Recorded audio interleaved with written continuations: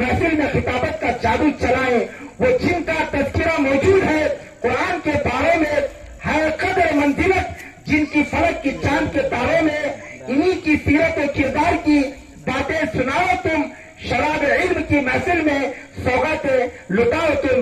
میری مراد علامہ حضرت مولانا شیخ الحدیث اکبر شریف صاحب دامت برکاتہم سے میں بڑے ادب و احترام کے ساتھ گزارش کرتا ہوں، جگر تھام کر بیٹھے، اب ہماری باری ہے۔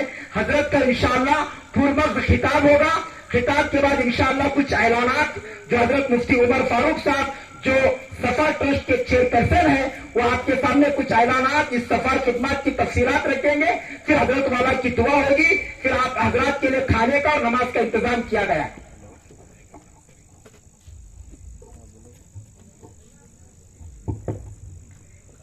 السلام علیکم ورحمۃ اللہ وبرکاتہ۔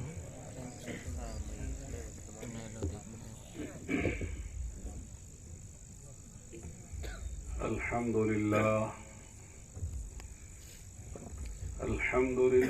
نحمده ونستعينه ونستغفره ونؤمن به ونتوكل عليه ونعوذ بالله من شرور أنفسنا ومن سيئات أعمالنا، من يهده الله فلا مضل له ومن يضلل فلا هادي له، ونشهد أن لا إله إلا الله وحده لا شريك له، ونشهد أن سيدنا وشفيعنا وحبيبنا محمدا عبده ورسوله صلى الله عليه وعلى آله وأصحابه وبارك وسلم تسليما كثيرا كثيرا. أما بعد، فأعوذ بالله من الشيطان الرجيم. قل إن كنتم تحبون الله فاتبعوني يحببكم الله ويغفر لكم ذنوبكم والله غفور رحيم. وقال تعالى: لقد كان لكم في رسول الله أسوة حسنة لمن كان يرجو الله واليوم الآخر وذكر الله كثيرا. وقال تعالى: يا أيها الذين آمنوا لا ترفعوا أصواتكم فوق صوت النبي ولا تجهروا له بالقول كجهر بعضكم لبعض أن تحبط أعمالكم وأنتم لا تشعرون. وقال النبي صلى الله عليه وسلم: لا يؤمن أحدكم حتى أكون أحب إليه من والده وولده والناس أجمعين. وقال النبي صلى الله عليه وسلم: لا يؤمن أحدكم حتى يكون هواه تبعا لما جئت به. وقال النبي صلى الله عليه وسلم: من أحيا سنتي فقد أحبني ومن أحبني كان معي في الجنة. وقال النبي صلى الله عليه وسلم: كل أمتي يدخلون الجنة إلا من أبى. قيل: ومن يأبى يا رسول الله؟ قال: من أطاعني دخل الجنة ومن عصاني فقد أبى. أو كما قال رسول الله صلى الله عليه وسلم. معزز حضرات علماء کرام، حاضرین اجلاس، نوجوان دوستوں، بزرگوں، بھائیوں، آج کا یہ اجلاس جیسے سب کے علم میں ہے، سیرت النبی کے عنوان پر قائم کیا گیا ہے، بلایا گیا ہے، منعقد کیا گیا ہے، اور ہم سب اللہ کے نبی محمد امین رسول اللہ صلی اللہ علیہ وسلم کی محبت میں یہاں جمع ہیں، اور ظاہر ہے کہ اللہ کے نبی علیہ الصلوۃ والسلام کی محبت ایمان کی جان ہے۔ جو حدیثیں میں نے پڑھی ہیں، اللہ کے نبی علیہ الصلوۃ والسلام نے فرمایا، تم میں سے کوئی آدمی کامل الایمان نہیں ہو سکتا جب تک کہ اس کے دل میں میری محبت اس کی اولاد سے، اس کے ماں باپ سے، دنیا جہاں کے سارے انسانوں سے، اور ایک روایت میں کہ خود اپنی اس کی جان سے زیادہ نہ ہو، تبھی اس کو ایمان کی چاشنی، ایمان کی حلاوت، ایمان کی لذت نصیب ہوگی۔ آقا کی محبت یہ ایمان کی جان ہے، ایمان کی روح ہے،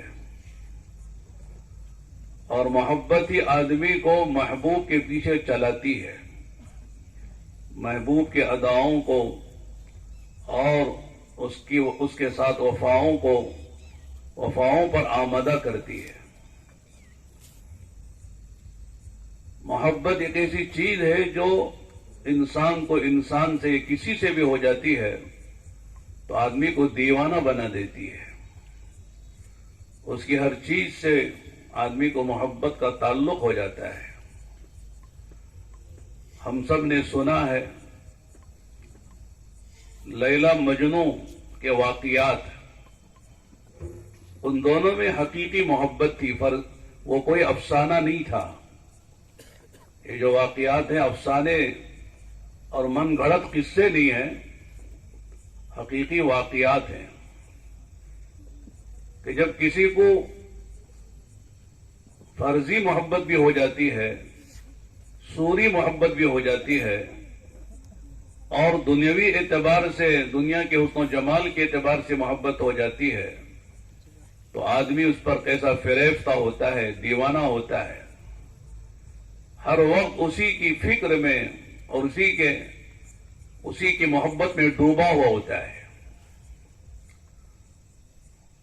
مجنوں کہتا ہے، امر علی الدیار دیار لیلا اقبل ذا الجدار وذا الجدار وما حب الدیار شغفنا قلبی ولكن حب من سکن الدیار، کہ میں لیلا کے در و دیوار سے، اس کے محلوں سے، گلی کوچوں سے گزرتا ہوں تو لیلا کی محبت کی وجہ سے کبھی اس دیوار کو چمٹ جاتا ہوں، کبھی اس دیوار کا بوسہ لیتا ہوں۔ لوگ کہتے ہیں کہ پاگل ہے، در و دیوار میں کیا رکھا ہے، دیواروں سے چمٹ رہا ہے، دیواروں کا بوسہ لے رہا ہے۔ تو وہ کہتا ہے کہ تم کو پتہ نہیں ہے یہ در و دیوار کس کے ہیں، میرے محبوبہ کے ہیں، لیلا کے ہیں۔ کبھی ریت میں بیٹھ کر وہ لکھتا ہے لیلا لیلا لیلا، لوگ کہتے ہیں پاگل ہے۔ کہتا ہے تم کو پتہ نہیں کہ لیلا کا نام انگلی سے ریت میں لکھنے میں کیا لطف آتا ہے، کیا مزہ آتا ہے۔ جب کسی سے محبت ہوتی ہے تو اس کے گلی کے کتوں سے محبت ہوتی ہے، اس کی ہر ادا سے محبت ہوتی ہے، تو کیوں نہ ہو اللہ کے نبی علیہ الصلوۃ والسلام اللہ کے محبوب ہیں۔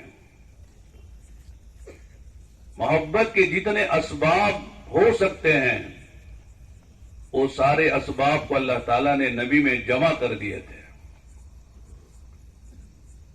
ایک محبت کا سبب ہوتا ہے حسن و جمال۔ کوئی بچہ چھوٹا سا پیارا، آپ کی نگاہ اس پر پڑتی ہے، حالانکہ وہ بچہ نہ آپ کا ہے، نہ آپ کے رشتہ داروں کا ہے، کسی اجنبی کا بچہ ہے، لیکن اس کے حسن و جمال سے آپ کو غیر شعوری طور پر جی چاہتا اس سے پیار کریں، اس سے محبت کریں. کسی باغ و چمن میں آپ چلے جاتے ہیں تو آپ کو اس سے محبت ہو، اس کے تذکرے آپ کرتے ہیں. ہندوستان میں بڑی بڑی کچھ عمارتیں ایسی ہیں جو عجائبات میں سے ہیں. تاج محل چلے جاتے ہیں، چنانچہ اسے دیکھ کر آپ کے دل میں اس کی ایک محبت آ جاتی ہے. حسن و جمال ایک ایسی چیز ہے جسے دیکھ کر آدمی کو خود بخود محبت اور پیار خود سے ہو جاتا ہے. ہزاروں مثالیں ہیں دینے کے لیے، وقت نہیں ہے. اگر حسن و جمال کے اعتبار سے آپ دیکھیں کہ دنیا میں کوئی ذات حسن و جمال میں اللہ کے نبی کا مقابلہ نہیں کر سکتی. آپ کو جو اللہ تعالیٰ نے حسن و جمال عطا فرمایا تھا، لوگ کہتے ہیں حسن یوسف کا تذکرہ لوگ کرتے ہیں. اللہ تعالیٰ نے ایسا حسن دیا کسی کو نہیں دیا. لیکن ام المؤمنین حضرت عائشہ رضی اللہ تعالیٰ عنہا فرماتی ہے کہ زلیخا کی سہیلیوں نے حسن یوسف کو دیکھا تو اپنی انگلیاں کاٹ لی تھی. اگر زلیخا کی سہیلیاں میرے آقا کے حسن کو دیکھ لیتے تو سینے چاک کر لیتی. اللہ کے نبی علیہ السلام کو اللہ نے وہ حسن دیا تھا. ایک صحابی کہتے ہیں کہ 14ویں رات کا چاند اپنی چاندنی پھیلا رہا تھا. اللہ آقا مسجد نبی کے صحن میں بیٹھے تھے. کبھی میں چاند کو دیکھتا، کبھی آقا کے چہرے انور کو دیکھتا. مجھے یہی فیصلہ کرنا پڑا کہ اللہ کے نبی علیہ السلام کا حسن و جمال، آپ کا چہرے انور 14ویں رات کے چاند سے زیادہ چمکدار اور حسین و جمیل ہیں. آپ علیہ السلام کے حسن و جمال کا کوئی مقابلہ نہیں کر سکتا ہے.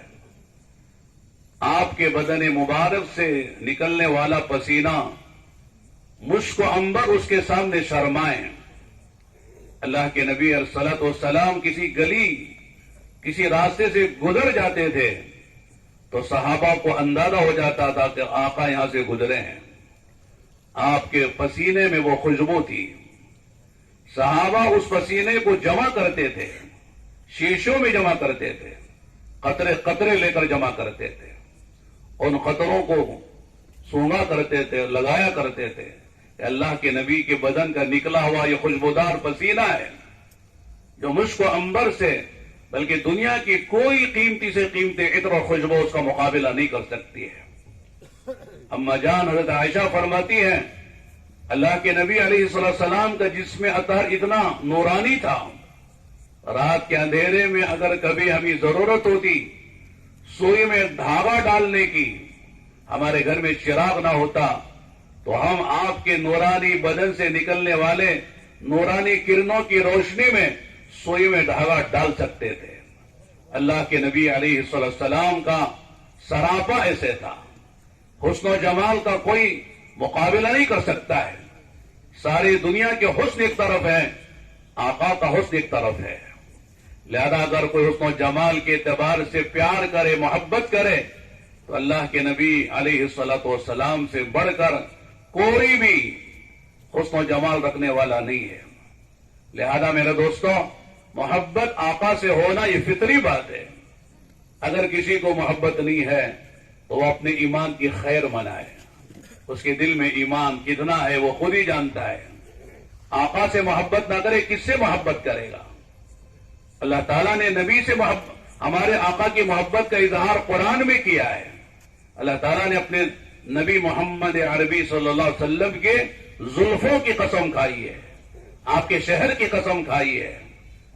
کتنی کتنی چیزوں کی اللہ نے آپ کی قسم کھائی ہے. قسم اسی کی کھائی جاتی ہے جو عظمتوں والا ہوتا ہے، رفعتوں والا ہوتا ہے. تو لہذا میں زیادہ گہرائی میں جائے بغیر جو اسباب محبت ہیں اس کا تذکرہ کرنا چاہ رہا ہوں. ایک تو جمال ہے اور دوسرا کمال ہے. اللہ تعالیٰ نے اپنے نبی کو جو کمالات دیے تھے کسی اور کو اللہ نے وہ کمال نہیں دیا. سارے کمالات ایک طرف ہیں، ہمارے نبی کا کمال دوسری جانب ہے. سارے نبیوں کے کمالات کو ایک پلڑے میں رکھا جائے اور ہمارے نبی کو کے کمال کو ایک پرے میں رکھا جائے تو ہمارے نبی کے کمال کا پرہ جھک جائے گا. اللہ تعالیٰ نے نبیوں کو معجزات دی ہے. سارے معجزات وہ عملی تھے اور نبی کے ساتھ وہ معجزہ بھی چلا گیا. آج معجزات باقی نہیں ہیں. حضرت موسیٰ علیہ السلام کا سب سے بڑا معجزہ ان کا عصا تھا، ید بیضا تھا، لیکن وہ نہ عصا ہے نہ وہ ید بیضا ہے. نبی کے ساتھ وہ عصا بھی چلا گیا، ید بیضا بھی آپ کے ساتھ چلا گیا. موسیٰ علیہ السلام کے معجزات آج نہیں ہیں. حضرت عیسیٰ علیہ السلام کو اللہ تعالیٰ نے معجزات دی ہے کہ وہ نابینا اندھا مادرزاد اندھا اس کے آنکھوں پر ہاتھ رکھتے تو بینا ہو جاتا تھا. اگر کوئی گنجا ہے اس کے سر پر ہاتھ رکھے اس کے بہترین بال آ جاتے تھے. اسی طرح اگر کوئی مردہ ہے کہتے قم باذن اللہ، اللہ کے حکم سے وہ زندہ ہو جاتا تھا. یہ معجزات تھے جو عیسیٰ علیہ السلام کے ساتھ دنیا سے چلے گئے. حضرت سلیمان علیہ السلام کو اللہ تعالیٰ نے چرندوں پرندوں کی بولیاں سکھائی تھی. چونٹی بولتی تو سن لیا کرتے تھے، اسی طرح پرندے بولتے تو سن لیا کرتے تھے.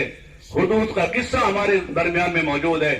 سورہ نمل میں چونٹی کا قصہ ہمارے پاس ہے، ہم جانتے ہیں قرآن میں.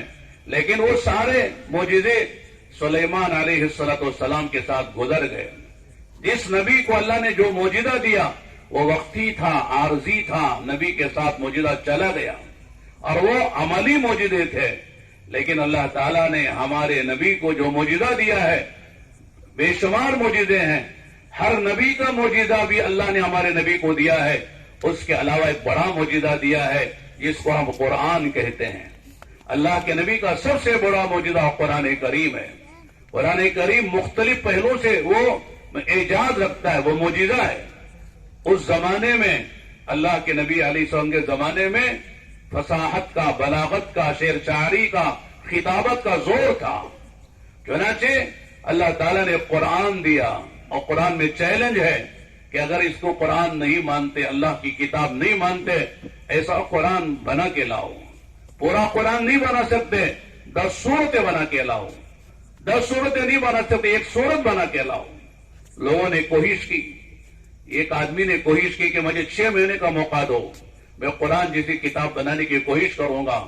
میرے کھانے پینے ضروریات کا سامان کر دو، مجھے کمرے میں بند کر دو. چنانچہ بند کیا گیا، 6 مہینے کا موقع دیا گیا، کاغذ قلم اس کے حوالے کیے گئے. لیکن 6 مہینے کے بعد دیکھا، لوگوں نے کھولا تو دیکھا اس کے سامنے کاغذوں کا ڈھیر ہے. وہ سر جھکا کے بیٹھا ہے. ایک چھوٹی سی اس نے تحریر تیار کی ہے. سورہ قرآن کریم کی ایک سورت ہے، القارعۃ ما القارعۃ وما ادراک ما القارعۃ یوم یکون الناس کالفراش المبثوث وتکون الجبال کالعہن المنفوش. یہ پوری سورت ہے. اس کے وزن پر اس نے قرآن بنانے، اپنی تحریر قرآن کی مثل بنانے کی ناپاک، ناجائز اور جو ہے نامکمل کوشش کی ہے. چنانچہ اس نے لکھا کہ الفیل ملفیل وما ادراک ما الفیل خرطمہ طویل وذنبہ قصیر. آدھی صورت بھی نہیں بنا سکا. قلم لے کر ہاتھ میں سر جھکا کے بیٹھا ہے. جب لوگوں کے سامنے اس کی تحریر پیش کی، لوگوں نے ایسا مذاق اڑایا کہ اس کو چہرہ دکھانا مشکل ہو گیا. کیا مطلب ہے؟ القاریات و ملقاریہ میں قیامت کا منظر کھینچا جا رہا ہے. قیامت میں کیا ہوگا، قیامت کے اندر جو کیا کیا ہولناک واقعات پیش آنے والے ہیں. لیکن یہ کہہ رہا ہے اس کے مقابلے میں الفیل ملفیل وما ادراک ما الفیل. ارے یہ ہاتھی رے ہاتھی، جانتے ہو ہاتھی کیا ہوتا ہے؟ ہاتھی کی سونڈ لمبی ہوتی ہے، ہاتھی کی دم چھوٹی ہوتی ہے. لوگوں نے کہا، مذاق اڑایا، یہ قرآن کیا کہہ رہا، تو کیا کہہ رہا ہے؟ اس زمانے سے لے کر آج تک اور قیامت تک چیلنج ہے کوئی قرآن کا مقابلہ کر کے دکھائے، ایک سورت بن کے دکھائے. قرآن کریم کی سب سے چھوٹی سورت ہے سورہ کوثر، صرف 3 آیتیں ہیں. سب معلقہ بیت اللہ پہ اشعار لگائے گئے. زمانے جاہلیت کے لوگوں نے اپنے اپنے اشعار یہ لکھ کر لگائے. کوئی اس کا مقابلہ کرے. اللہ کے نبی السلام نے صحابی سے کہا سورہ کوثر لکھ کے لگا دو. انا اعطیناک الکوثر فصل لربک وانحر ان شانئک هو الابتر. جب یہ لگائی گئی تو سب نے نگاہ نیچے کر لی کہ اس صورت کا مقابلہ ہمارے اشعار نہیں کر سکتے ہیں، چھوٹی سی صورت ہے۔ تو میں اس کرنا چاہ رہا ہوں، اللہ تعالیٰ نے اپنے نبی کو جو معجزات دیے ہیں ان میں سب سے بڑا معجزہ قرآن کریم ہے، اللہ کا پاک کلام ہے، جو اس وقت سے لے کر آج تک بھی ہے اور قیامت تک رہے گا اور ہمیشہ کے لیے رہے گا۔ اللہ تعالیٰ نے ہمارے نبی کی برکت سے نبی کو یہ معجزہ دیا۔ یہ کلام ہدایت بھی ہے، یہ کلام دعوت بھی ہے، یہ کلام رشد و ہدایت بھی ہے، اس میں سارے علوم کو اللہ نے جمع کر دیا ہے۔ ایسا معجزہ اللہ نے کسی کو نہیں دیا۔ یہ اللہ کے نبی کا علمی کمال ہے۔ آپ علماء نے لکھا ہے جہاں سارے انسانوں کے علوم کی انتہا ہوتی ہے وہاں سے ایک نبی کے علم کی ابتدا ہوتی ہے، اور جہاں سارے نبیوں کے علم کی انتہا ہے وہاں سے ہمارے نبی کے علم کی ابتدا ہوتی ہے۔ آپ نے فرمایا اوتیت علم الاولین والآخرین، اللہ تعالیٰ نے مجھے اولین و آخرین کا علم عطا فرمایا ہے۔ آپ کو جو علم ملا کسی اور کو نہیں ملا۔ اللہ تعالیٰ نے جو علوم آپ پر کھولے ہیں، وہ علوم جو اللہ نے آپ کو دیے ہیں، جو انباء الغیب اللہ نے آپ کو سکھائے بتائے ہیں، کسی اور نبی کو نہیں بتائے اور نہیں سکھائے گئے۔ تو علم کے اعتبار سے اللہ کے نبی سے بڑا کمال کسی کو نہیں دیا گیا ہے۔ اللہ کے نبی علیہ السلام جسمانی کمال بھی رکھتے تھے، روحانی کمال بھی رکھتے تھے، عملی کمال بھی رکھتے تھے، علمی کمال بھی رکھتے تھے، سارے کمالات کے آپ جامع تھے۔ لہذا آپ دیکھو کوئی اچھا شاعر ہو، اچھا شعر کہے، آپ کو محبت ہو جاتی ہے۔ کوئی اچھا خطیب ہو، اچھا خطبہ دے، اچھا بیان کرے، تقریر کرے، اس سے محبت ہو جاتی ہے۔ کوئی اچھا مصنف و مؤلف ہے، اس سے آپ کو محبت ہو جاتی ہے۔ یہ ساری خوبیاں جو علمی ہے، عملی ہے، ظاہری ہے، باطنی ہے، جسمانی ہے، یہ ساری چیزیں اللہ تعالیٰ نے اپنے نبی کے اندر جمع کر دی تھی۔ جیسے ہمارے مولانا نے اشعار پڑھے تھے حسان بن ثابت رضی اللہ تعالیٰ عنہ کے، وَأَجْمَلَ مِنْكَ وَأَجْمَلَ مِنْكَ لَمْ تَرَ قَطُّ عَيْنِي وَأَحْسَنَ مِنْكَ لَمْ تَلِدِ النِّسَاءُ خُلِقْتَ مُبَرًّا مِنْ كُلِّ عَيْبٍ كَأَنَّكَ خُلِقْتَ كَمَا تَشَاءُ۔ کیا خوب بات کی ہے۔ کہتے ہیں کہ کسی آنکھ نے آپ سے حسین و جمیل کسی کو دیکھا نہیں ہے۔ وَأَجْمَلَ مِنْكَ لَمْ تَرَ قَطُّ عَيْنِي، میری آنکھ نے آپ سے حسین و جمیل خوبصورت کسی کو دیکھا نہیں ہے۔ وَأَحْسَنَ مِنْكَ لَمْ تَلِدِ النِّسَاءُ، کوئی بھی ماں نے، کسی ماں نے آپ سے حسین و جمیل بچہ جانا نہیں ہے، کوئی بچہ آپ سے حسین و جمیل جانا نہیں گیا ہے۔ خُلِقْتَ مُبَرًّا مِنْ كُلِّ عَيْبٍ، ہر عیب سے پاک و صاف ہو کر آپ پیدا ہوئے ہیں۔ كَأَنَّكَ خُلِقْتَ كَمَا تَشَاءُ، گویا کہ آپ نے جیسا چاہا اس طرح آپ پیدا ہو گئے ہیں، اپنی چاہت پر آپ پیدا ہوئے ہیں۔ کون آدمی چاہتا میں کالا ہو جاؤں، کون آدمی چاہتا میں نکٹا چپٹا ہو جاؤں، میں لولا لنگڑا ہو جاؤں، میں جو ہے کوئی معذور ہو جاؤں۔ ہر انسان یہی چاہتا کہ میں حسین و جمیل پیدا ہوں۔ تو گویا کہ جیسے آپ نے چاہا ویسے اللہ تعالیٰ نے آپ کی خلقت فرما دی ہے۔ تو اور میرے دوستوں، کمال کے اعتبار سے اگر ہم آپ کے کمالات کو لیں تو پوری رات آپ کے کمالات کو بیان کر سکتے ہیں۔ اللہ تعالیٰ نے ہمارے نبی کو وہاں بلایا جہاں کسی نبی کی ہمت نہیں جانے کی، تمام انبیاء کا آپ کو سردار بنایا۔ آپ صرف ہم انسانوں کے نبی نہیں ہیں، آپ جنات کے بھی نبی ہیں، فرشتوں کے بھی نبی ہیں۔ آپ جو ہے آپ علیہ الصلوۃ والسلام شرق و غرب کے نبی ہیں، شمال جنوب کے نبی ہیں، آپ اب بھی نبی ہیں اور قیامت تک کے لیے نبی ہیں۔ آپ اپنے قبر اطہر میں باحیات ہیں، آپ ہر جگہ نبی ہیں، ہر وقت نبی ہیں، سب کے نبی ہیں، بلکہ انبیاء کے نبی ہیں، بلکہ امام الانبیاء ہیں۔ بلکہ سب سے بڑی بات یہ ہے کہ آپ خاتم الانبیاء والمرسلین ہیں۔ آپ کے بعد کوئی نبی نہیں آئے گا۔ آپ کے بعد یہ جو نبوت کا دعویٰ کرے، جو رسالت کا دعویٰ کرے، وہ کذاب ہے، جھوٹا ہے، مکار ہے، جہنمی ہے، زندیق ہے۔ آپ نے فرما دیا، بلکہ قرآن کہتا ہے ما کان محمد ابا احد من رجالکم ولکن رسول اللہ وخاتم النبیین وکان اللہ بکل شیء علیما۔ فرمایا کہ محمد صلی اللہ علیہ وسلم کسی مرد کے باپ نہیں ہیں۔ رجال کہتے ہیں بالغ کو، چھوٹے بچے آپ کے تھے۔ آپ کی 4 لڑکیاں تھیں، حضرت زینب ہے، رقیہ ہے، ام کلثوم، حضرت فاطمہ ہیں۔ یہ 4 لڑکیاں آپ کی ہیں اور چاروں بڑی ہوئی ہیں اور چاروں کا نکاح ہوا ہے، اور آپ کے حیات میں حضرت فاطمہ موجود تھی، اور آپ کے وفات کے 6 ماہ بعد ان کا بھی انتقال ہو گیا ہے۔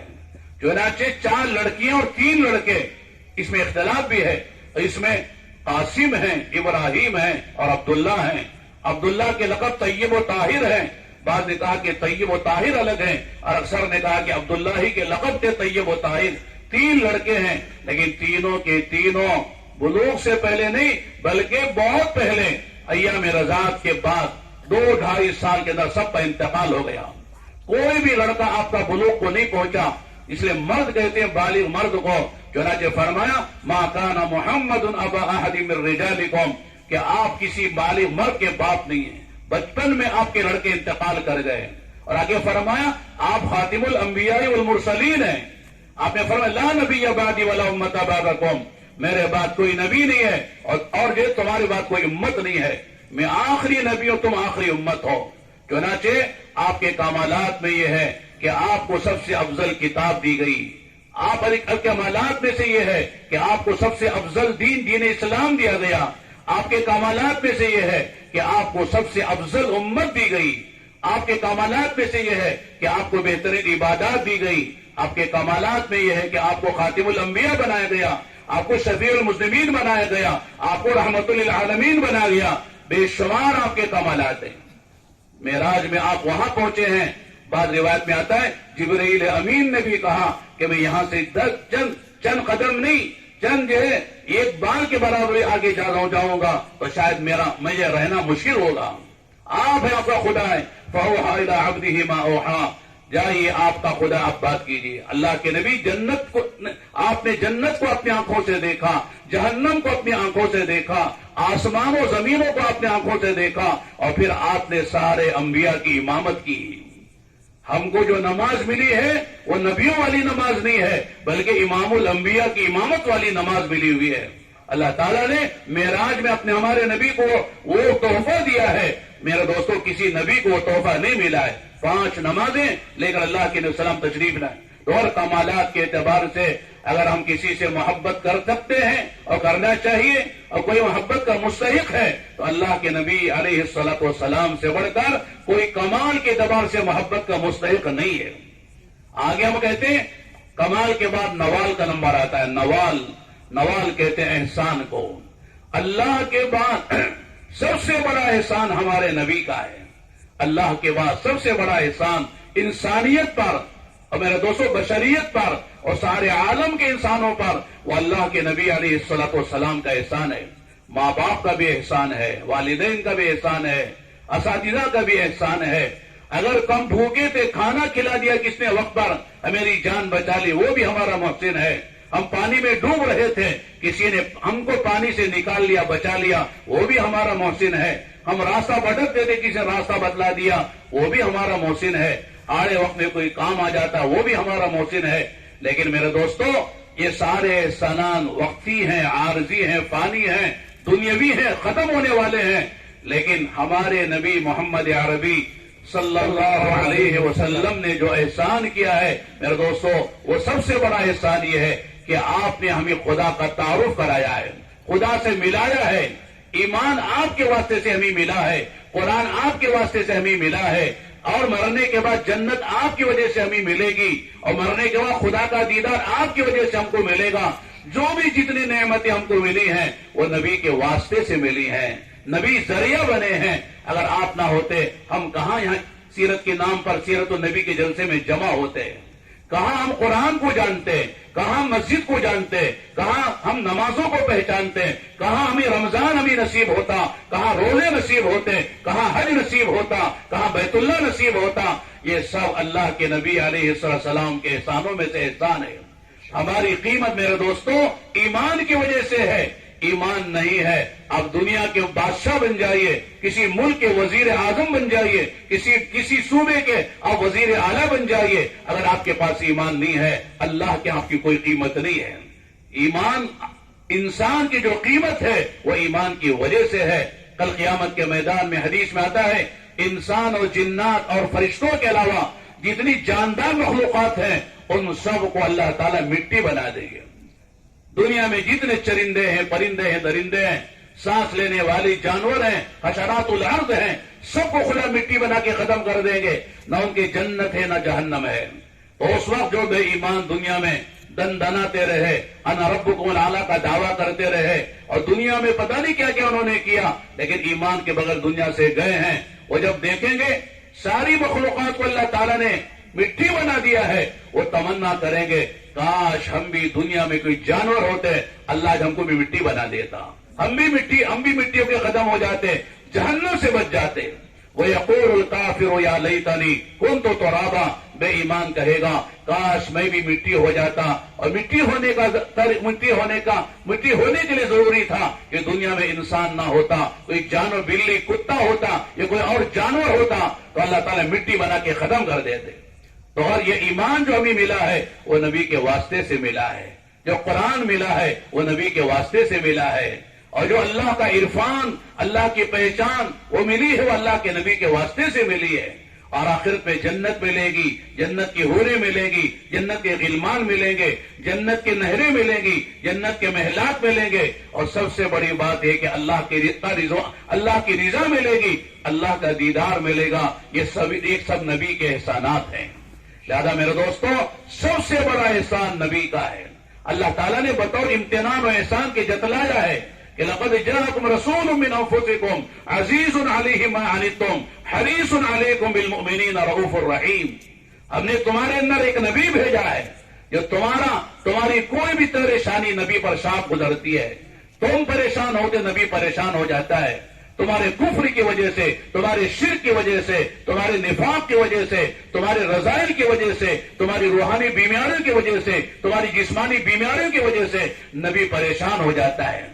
नबी रात में तड़पते हैं, पैरों पे वर्म आ जाता है, अल्लाह के सामने सजदे में रोते रोते जमीन गीली हो जाती है। ये तुम्हारी वजह से नबी तड़पते हैं। अल्लाह के नबी को जो परेशानी है वो तुम्हारी वजह से है। अज़ीज़ुन अलैहि मा अनित्तुम हरीसुन अलैकुम, तुम्हारे हरीस हैं कि तुमको जन्नत मिल जाए, जहन्नम से बच जाओ, अल्लाह ताला को राजी कर लो, मरने से पहले मरने की तैयारी करके जन्नत पे जाने के इस्तेकाक पैदा कर लो, जहन्नम से बचने का सामान पैदा कर लो, अल्लाह को राजी कर लो। ये नबी के अंदर की तमन्ना और हिर्स है। और वो नबी रऊफ और रहीम है। अल्लाह ने अपने नाम दिए हैं नबी को कि हरीसुन अलैकुम बिल मुमिनीन रऊफ और रहीम, के नबी रऊफ भी और रहीम भी है। तो और मेरे दोस्तों, अगर कमालात के एतबार से मोहब्बत करो, नबी से बढ़कर कोई मुस्तहिक नहीं है। इसी तरह मेरे दोस्तों, अगर नवाल और एहसान के एतबार से अगर किसी से मोहब्बत करो तो आका से बड़ा कोई मुस्तहिक नहीं है। लिहाजा जमाल हो या कमाल हो या नवाल हो, सब एतबार से अगर मोहब्बत का कोई मुस्तहिक है तो रसूल अकरम सल्लल्लाहु अलैहि वसल्लम है। मुसलमान तो मोहब्बत करता ही है मेरे दोस्तों, इंसान मोहब्बत करते ही हैं।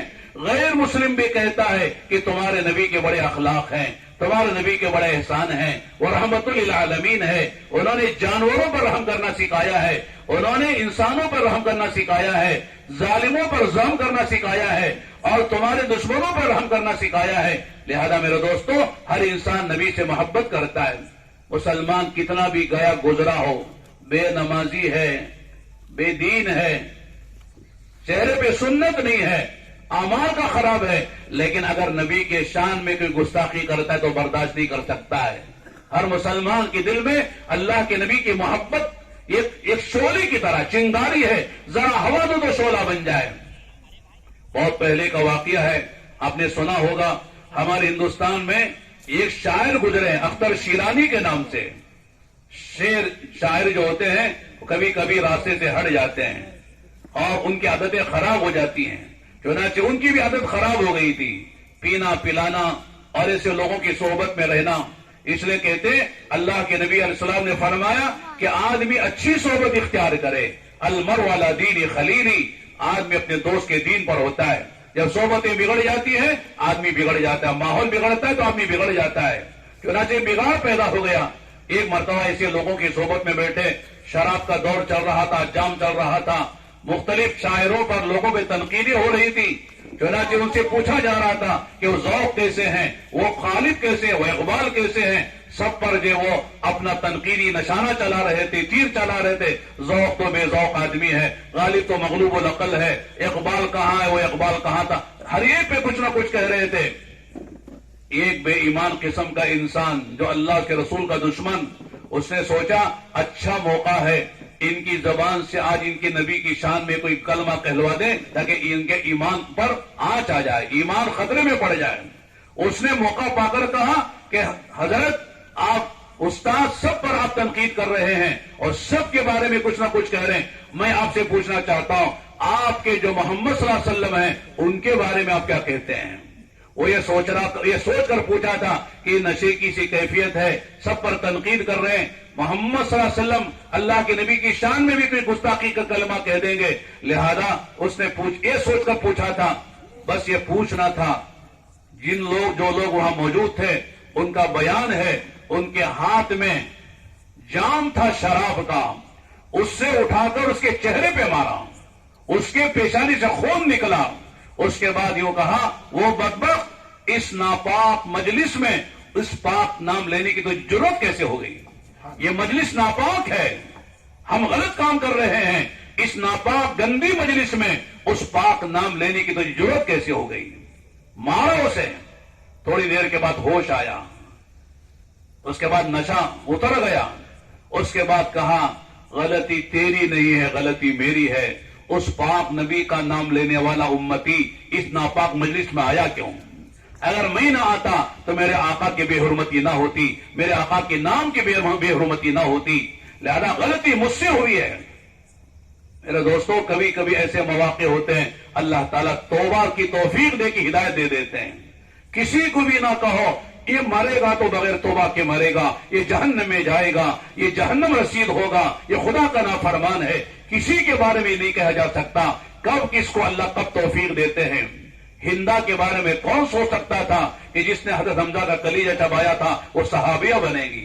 وحشی کے بارے میں کون سوچ سکتا تھا کہ جنہوں نے حضرت حمزہ کو شہید کیا تھا کہ آپ کی شہادت پر اللہ کے نبی کو اتنا صدمہ ہوا کہ روتے روتے آپ کی چیخیں نکل گئی تھی۔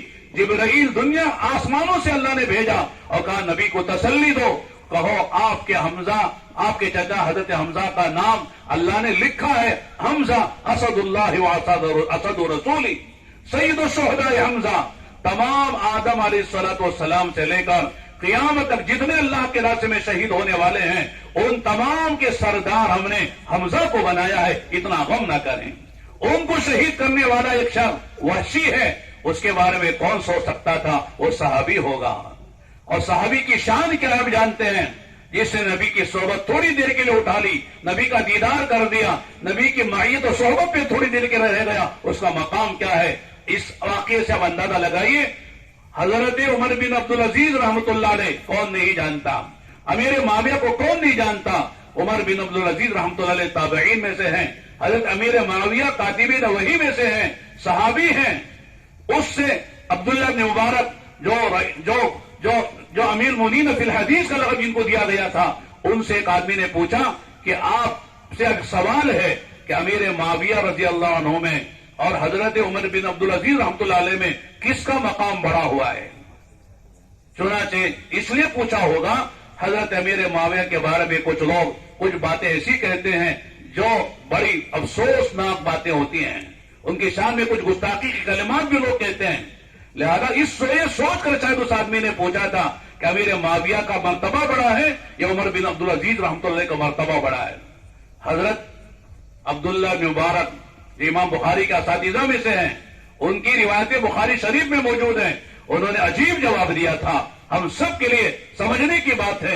حضرت نے فرمایا کیا پوچھتے ہو؟ عمر بن عبدالعزیز رحمۃ اللہ علیہ کا مقابلہ امیر معاویہ سے کرتے ہو؟ ٹھیک ہے، عمر بن عبدالعزیز رحمۃ اللہ علیہ خلیفہ خامس کہلاتے ہیں، 2.5 سال کی حکومت ایسی کی ہے کہ بھیڑ اور بکری گھاٹ پہ پانی پیتے ہیں، عجیب ان کی شان کی زندگی ہے، عجیب انہوں نے حکومت کی ہے، سارے فضل اپنی جگہ ہیں، لیکن وہ تابعی ہیں، صحابی نہیں ہیں۔ کہا امیر معاویہ رضی اللہ تعالیٰ عنہ اللہ کے نبی کی معیت میں اور آپ کے ساتھ جہاد میں اگر گئے ہو، ان کے گھوڑوں سے جو ٹاپوں سے جو گرد و غبار اڑا ہے، وہ جو گرد و غبار جو ان کی ناک میں گھسا، کپڑوں پہ لگا، اس کا بھی مقابلہ عمر بن عبدالعزیز رحمۃ اللہ نہیں کر سکتے ہیں۔ صحابی ہیں، غیر صحابی کسی مقام پر پہنچ جائے صحابی کا مقابلہ نہیں کر سکتا ہے۔ اس لیے آقا نے فرمایا اللہ اللہ فی اصحابی لا تتخذوهم من بعدی غرضا فمن احبهم فبحبی احبهم ومن ابغضهم فببغضی ابغضهم. فرمایا میرے صحابہ کے بارے میں اللہ سے ڈرو، میرے صحابہ کی شان میں گستاخی نہ کرو، میری صحابہ کے بعد میں کوئی زبان نہ کھولو، اس لیے کہ اللہ پکڑیں گے، اس لیے کہ اللہ نے میرے صحابہ کا تذکرہ قرآن میں کیا ہے، ان کو متقی کہا ہے، ان کو کامیاب لوگوں میں کہا ہے، مفلحین میں کہا ہے، ان کو فائزین میں کہا ہے، ان کی لغزشوں کو معاف کرنے کا اعلان کر دیا ہے. لہذا کسی کو صحابی پر تنقید کرنے کا حق نہیں ہے. ہم حدیث پڑھتے پڑھاتے ہیں، سب جانتے ہیں کوئی بھی راوی آتا ہے اس کا سر کلام کیا جا سکتا ہے، بڑے سے بڑا راوی پر، بڑے سے بڑے محدث پر کلام کرتے ہیں جو ائمہ جرح و تعدیل، لیکن جب صحابی کا نمبر آتا ہے، یہ صحابی ہے، وہاں زبان رک جاتی ہے، قلم رک جاتا ہے. وہاں کسی صحابی پر آدمی کلام نہیں کر سکتا، جرح نہیں کر سکتا. جو صحابی پر جرح کرے گا خود مجروح ہو جائے گا. یہ جو شیعہ ہیں انہوں نے صحابہ پہ انگلیاں اٹھائی ہیں، صحابہ کی شان میں گستاخی کی ہیں. میرے دوستو، یہ صحابہ پر تنقید نہیں ہے، یہ نبی پر تنقید ہے. یہ نبی اس لیے کہ کوئی بھی استاد اپنے شاگردوں سے پہچانا جاتا ہے، کوئی بھی درخت اپنے پھل سے پہچانا جاتا ہے، کوئی بھی جو ہے عطر اپنے خوشبو سے پہچانا جاتا ہے. لہذا نبی اپنے شاگردوں سے، صحابوں سے پہچانا جاتا ہے. اگر یہودیوں سے پوچھو کہ بہترین لوگ کون ہیں، وہ کہیں گے موسیٰ علیہ السلام کے جو ساتھی تھے انہوں نے ساتھ دیا وہ. عیسائیوں سے پوچھو تمہارے یہاں سب سے بہترین لوگ کون ہیں، وہ کہتے حواری تھے جو عیسیٰ علیہ السلام کے جنہوں نے ساتھ دیا ہے. لیکن ان سے پوچھو کہ سب سے بدترین لوگ کون ہیں، کہتے وہ تھے جو نبی کے صحابہ تھے، الیاذ باللہ. لہذا میرے دوستو، صحابہ پہ تنقید کرنے والا بڑے خطرے میں، ایمان خطرے میں پڑ جاتا ہے. اس لیے کہ اللہ کے نبی علیہ السلام نے صحابہ کے بارے صاف فرمایا اللہ اللہ فی اصحابی لا تتخذوهم من بعدی غرضا، میرے بعد میرے صحابہ پہ تنقید کا نشانہ نہ بنانا. فمن احبهم فبحبی احبهم، جس نے میرے صحابہ سے محبت کی اس نے مجھ سے محبت کی. ومن ابغضهم فببغض ابغضهم، اور جس نے میرے صحابہ سے بغض کیا اس نے مجھ سے بغض کیا ہے. صحابہ سے نفرت، الیاذ باللہ، صحابہ سے بغض یہ نبی سے بغض کی علامت ہے. اور میرے دوستوں اور بھائیوں، اللہ کے نبی علیہ السلام سے کہ محبت، یہ صحابہ سے محبت نبی سے محبت کی بات ہے. آپ نے فرمایا حب الانصار، فرماتے علامت الایمان حب الانصار. فرمایا صحابہ سے محبت کرنا یہ ایمان کی علامت ہے، صحابہ سے نفرت کرنا نفاق کی علامت ہے. تو میں اس کر رہا تھا میرے دوستوں اور بھائیوں کہ ہر آدمی محبت کرتا ہے، ہر ایک ایمان میں جتنا بھی کمزور ہو. چنانچہ میں سنا رہا تھا واقعہ اختر شیرانی کا، توبہ کی توفیق نصیب ہو گئی، توبہ ہوئی اور ایسی زندگی گزاری. لکھا ہے ان کی سوانح و سیرت میں جب انتقال ان کا ہوا ہے تو سجدے کی حالت میں انتقال ہوا ہے. کبھی کبھی ایسے بھی موقع ہوتے ہیں آدمی کو ہدایت مل جاتی ہے. تو اگر میرے دوستو، انسان مسلمان تو مسلمان، اللہ کے نبی سے نفرت کرنے والے جانور بھی محبت کر رہے ہیں. حدیث میں آتا ہے قصوہ اونٹنی جس پر آپ سوار ہو کے چلتے تھے، جب آپ کا وصال ہو گیا اس اونٹنی نے چارہ کھانا چھوڑ دیا. نبی نہیں تو چارہ کھا کے زندہ کیوں رہو، بھوکی رہ کر جان دے کے چلی گئی.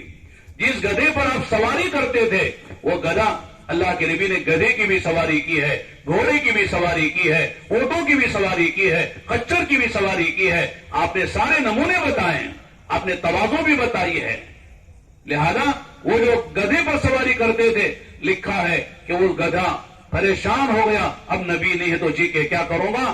یہ گڑھے میں چھلانگ لگا کے کود کر اس نے جان دے دی. گدھا زندہ رہنا نہیں چاہ رہا تھا.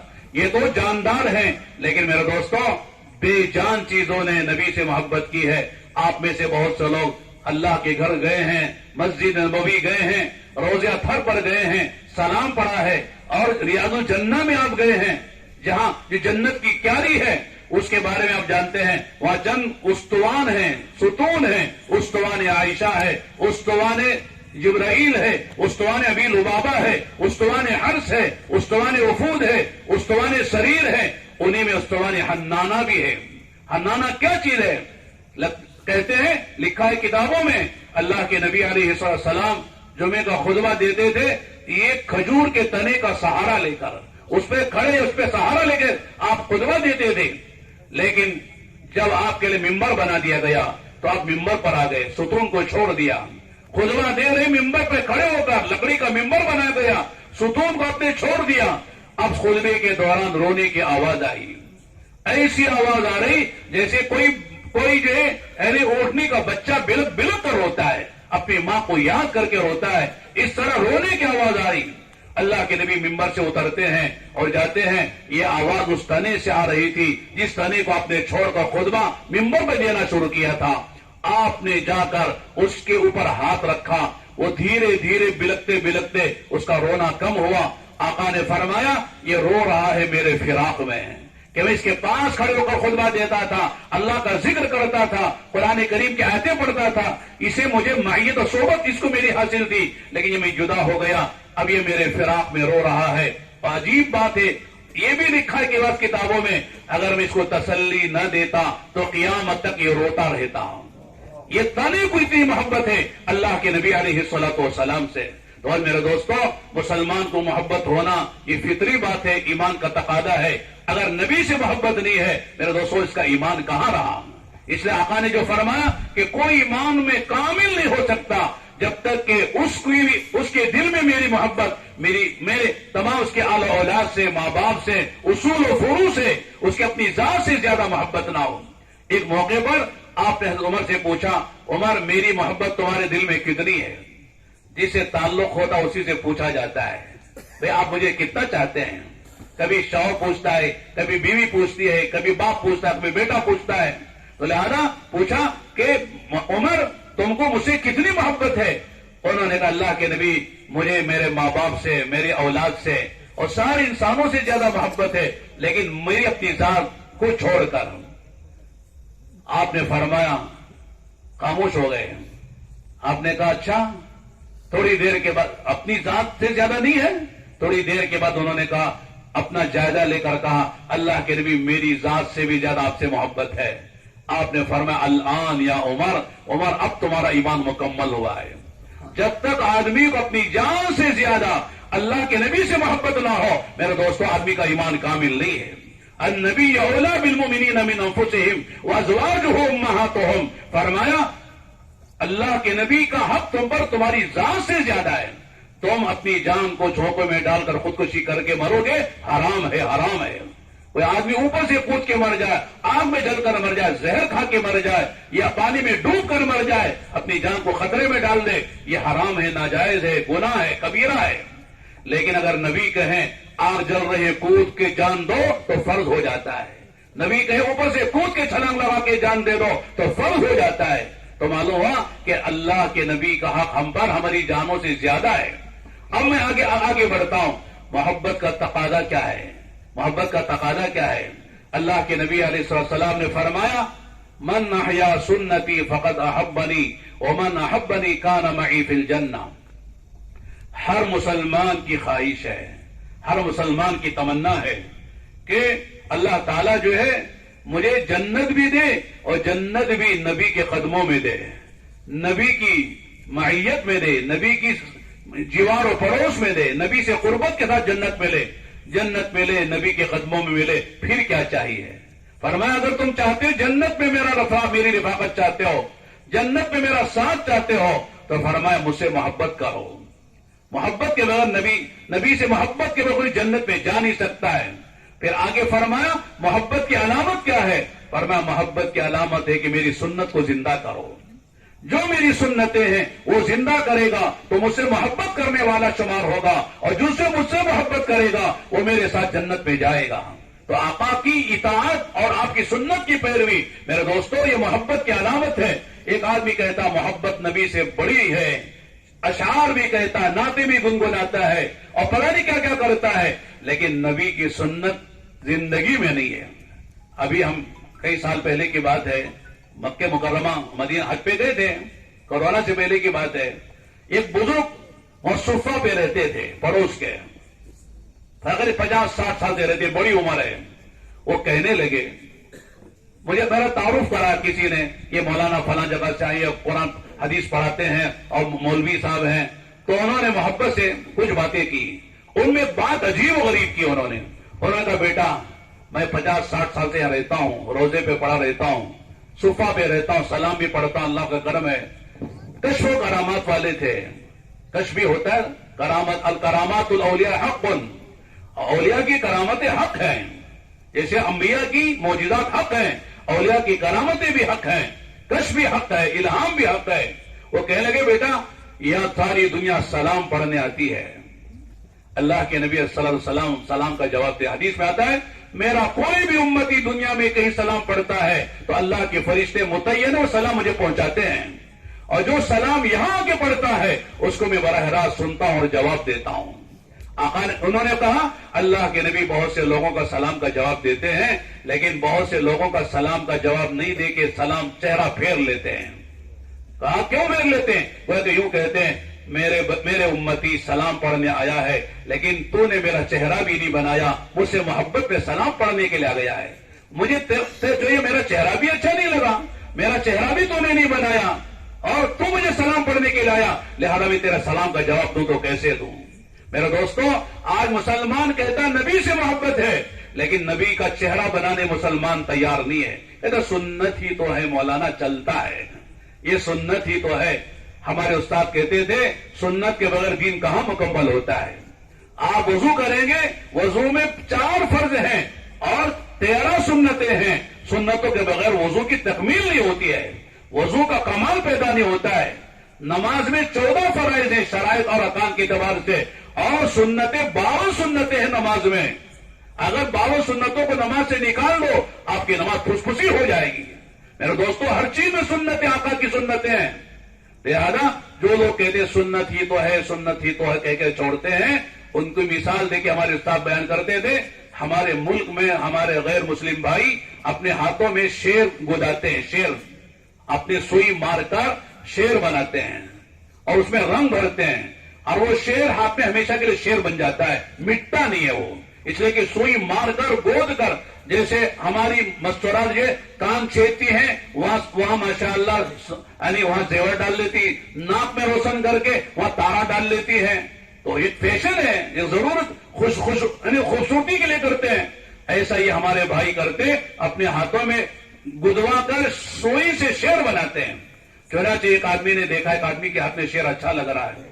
چنانچہ انہوں نے کہا کون شیر بناتا ہے, بڑا اچھا شیر بنایا. کہا فلاں آدمی بناتا ہے. چنانچہ اس کے پاس کہہ گیا کہ بھائی فلاں تم شیر بناتے ہو, فلاں کے ہاتھ میں بڑا اچھا لگا مجھے, میرے ہاتھ میں شیر بنا دے. کہا بنا تو میرا پیسہ ہی ہے, اتنے پیسے ہو گئے. چنانچہ وہ پیسے لے کر شیر بنانے کے لیے سوئی لے کر جب مارنے لگا تو ظاہر ہے کہ سوئی مارنے سے مزہ آتا ہے نا, تکلیف تو ہوتی ہے. ارے کیا بنا رہے؟ کہا کیا بنا رہے؟ شیر کی ٹانگیں بنا رہا ہوں. ارے یار چھوڑ دے, شیر ٹانگوں کے بغیر بھی تو ہو سکتا ہے, جنگل میں تھوڑی دیر چلنا ہے, ٹانگیں چھوڑ دی. اب جب پھر مارو تو کیا بنا رہے؟ کہ شیر کی آنکھیں بنا رہا ہوں. کہ بغیر آنکھیں بھی تو شیر ہو سکتا ہے, چھوڑ دے یار, اسے دیکھنا تھوڑی ہے. آنکھیں چھوڑ دی, پھر ماری سوئی. کہا کیا بنا رہے؟ کہا شیر کی دم بنا رہا ہوں, پیچھے سے آ رہا ہوں. دم کے بغیر بھی چھوڑ دے یار, شیر کے بغیر دم کے بھی تو شیر ہو سکتا ہے, اسے مکھیاں تھوڑی اڑانا ہے. وہ بھی چھوڑ دیا. پھر مارا تو کیا بنا رہے؟ کہ شیر کا پیٹ بنا رہا ہوں. پھر کہا چھوڑ دے, پھر مارا, کیا بنا رہے؟ پیٹ بنا رہا ہوں. جہاں مارے تھے چھوڑ دے, اس کے بغیر شیر بنا دے, اس کے بغیر شیر بنا دے. ہم سب جانتے ہیں وہ شیر کیا شیر ہے جس کی ٹانگیں بھی نہیں ہے, دم بھی نہیں ہے, آنکھ بھی نہیں ہے, پیٹ بھی نہیں ہے, پیٹ بھی نہیں ہے. کیسا شیر بنے گا؟ ان سارے مجمع کا نام تو شیر ہوتا ہے. میرے دوستو آج مسلمان یہی کہتا ہے یہ داڑھی کی سنت ہے, یہ لباس کی سنت ہے, یہ شادی کی سنت ہے, یہ فلاں سنت ہے. چھوڑو مولانا, سب چھوڑو. اس سب کے بغیر ہم مسلمان ہیں, اس کے بغیر ہم اللہ کے نبی کے عاشق ہیں, آپ سے محبت کرنے والے ہیں. کیسا مسلمان ہے کہ نبی کی یہ سنت بھی نہیں چاہیے, وہ سنت بھی نہیں چاہیے, اور نبی کا عاشق بنا ہوا ہے. تو آج میرے دوستو اللہ کے پیارے نبی صلی اللہ علیہ وسلم نے فرمایا, کیا فرمایا؟ کل امتی يدخلون الجنہ الا من ابا. قیل من ابا یا رسول اللہ؟ قال من اطاعنی دخل الجنہ ومن عصانی فقد ابا. میری امت کا ہر فرد جنت میں جائے گا سوائے اس کے جو انکار کر دے. صحابہ نے پوچھا اللہ کے نبی انکار جنت میں جانے سے کون مسلمان کرے گا؟ جنت کو جو جانے گا وہ چاہے گا ابھی مروں جنت پہ چلا جاؤں, اس لیے کہ دنیا میں جوانی کے ساتھ بڑھاپا ہے، صحت کے ساتھ بیماری ہے، اور یہاں راحت کے ساتھ مصیبت ہے، اور یہاں زندگی کے ساتھ موت ہے۔ جنت پہ جوانی ہے، بڑھاپا نہیں ہے، جنت پہ صحت ہے، بیماری نہیں ہے، جنت پہ راحتیں پریشانیاں نہیں ہیں، جنت پہ زندگی ہے، موت نہیں ہے، جنت پہ اللہ کا دیدار ہے، حور و غلمان ہے، ساری منچاہی جی چاہی خواہشیں پوری کی جائیں گی۔ کون جنت پہ نہیں جانا چاہتا؟ تو کہا اللہ کے نبی کون انکار کرے گا جنت میں جانے سے؟ آپ نے فرمایا من اطاعنی دخل الجنہ ومن عصانی فقد ابا، جس نے میری اطاعت کی وہ جائے گا جنت میں، اور جو میری اطاعت سے گریز کرے گا، انکار کرے گا، وہ خود ہی جنت میں جانے سے انکار کر رہا ہے۔ معلوم یہ ہوا جنت میں جانے کے جتنے راستے تھے ہمارے نبی کے آمد سے پہلے، آج وہ سارے راستے بند ہو گئے ہیں۔ صرف ایک راستہ جنت میں جانے کا ہے، وہ محمد عربی صلی اللہ علیہ وسلم کا راستہ ہے۔ وہ راستہ چھوڑ کر آپ یہودیت کے راستے پہ چلیں، نصرانیت کے راستے پہ چلیں، یا کسی اور نبی کی شریعت پر چلیں، آدمی جنت پہ جا نہیں سکتا ہے۔ حضرت عمر رضی اللہ عنہ تورات کا نسخہ پڑھ رہے تھے، اور اتنے میں اللہ کے نبی تشریف لائے۔ عمر حضرت ابوبکر بھی ساتھ ہیں، پوچھا عمر کیا پڑھ رہے ہو؟ اللہ کے نبی تورات کا ایک نسخہ مل گیا ہے، اسے دیکھ رہا تھا، کوئی اچھی بات ہو تو لے لی جائے۔ اللہ کی نگاہ بند کرو، ختم کرو، رکھ دو اسے۔ اور آگے عجیب بات فرمائی، سنو لو کان موسیٰ حیا لما وسع الا اتباعی، اگر میرے زمانے میں ولو بالفرض حضرت موسیٰ دنیا میں زندہ ہو کر آ جائیں، ان کو بھی میری شریعت پر چلنا پڑے گا۔ وہ تورات پہ نہیں چل سکتے، وہ اپنی شریعت پر نہیں چل سکتے۔ عیسیٰ علیہ السلام بھی آخری زمانے میں دنیا میں آئیں گے، ان کا نزول آسمانوں سے ہوگا، لیکن وہ انجیل پر نہیں چلیں گے، اپنی شریعت پر نہیں چلیں گے، وہ بھی ہمارے نبی کی شریعت پر چلیں گے۔ میرے دوستو، نبی کی شریعت کو چھوڑ کر آدمی کہیں بھی چلا جائے کامیاب نہیں ہو سکتا، نہ دنیا میں کامیاب ہو سکتا ہے، نہ آخرت میں کامیاب ہو سکتا ہے۔ جب نبیوں کی شریعت پر چلے گا، پچھلے نبیوں کی کامیاب نہیں ہوگا، تو اللہ اور اس کے رسول کے دشمنوں کے طریقے پر چلے گا تو کیسے کامیاب ہوگا؟ آج مسلمان نام تو نبی کا لیتا ہے، محبت بھی کرتا ہے، جلسے بھی منعقد کرتا ہے، بہت اچھی بات ہے۔ آپ کی ولادت کا مہینہ مبارک مہینہ ہے، آپ کے آمد کریم مبارک دن ہے۔ میرے دوستو، یہ ساری چیزیں اپنی جگہ ہیں، لیکن اس کا مطلب یہ ہے کہ اللہ کے نبی نے جو ہمیں دین دیا ہے، جو طریقہ دیا ہے، جو اسوہ دیا، جو قدوہ دیا ہے، وہ ہمارے لیے اصل ہے۔ اللہ نے اسی کو فرمایا لقد کان لکم فی رسول اللہ اسوۃ حسنہ لمن کان یرجو اللہ والیوم الآخر وذکر اللہ کثیرا۔